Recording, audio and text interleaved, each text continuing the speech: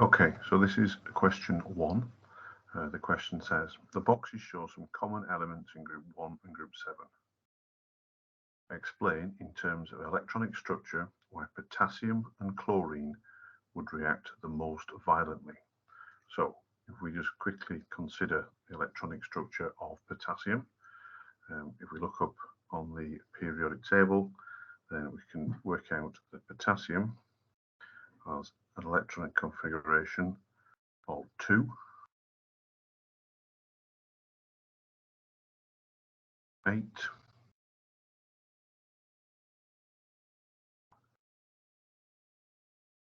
8, and 1.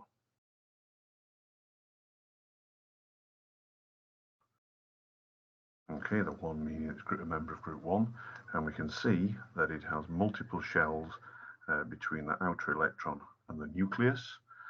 So this electron here is also further from the nucleus, and consequently it's much easier for that electron to be lost in a reaction to reveal a full outer shell. Okay, so we could say that potassium's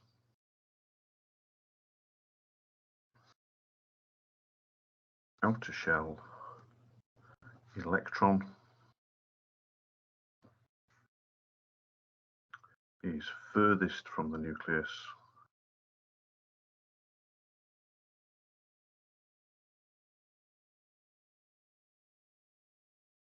and therefore easiest to lose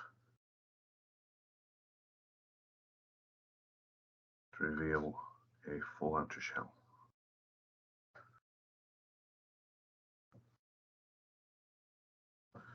Okay, so the positive charge of the nucleus has least effect on that electron compared to ones that we might find in sodium, which will be on the next shell in, and then lithium, which will be in the second shell. Okay, so that's why potassium is the most reactive. In the case of chlorine,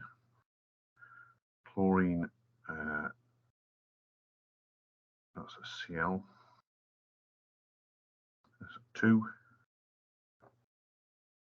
then 8 rather, and then 7.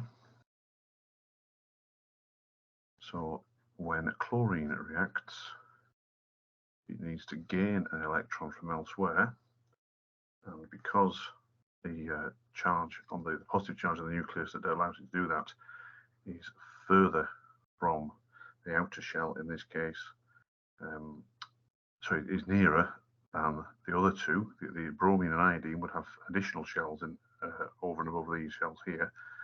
So this configuration, where there are less shells than bromine and iodine getting in the way of the pull of the nucleus, means that it is easier for electrons to be pulled into this outer shell and fill it.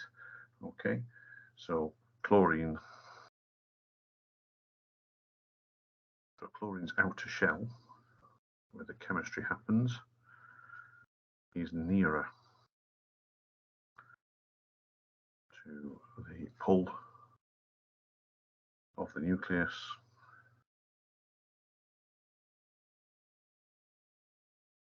than bromine and iodine.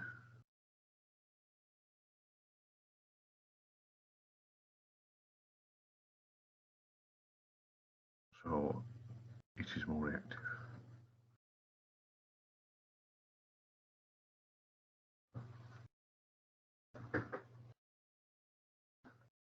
Okay, so the electrons that might add to this shell experience a greater pull than electrons would experience in bromine and iodine.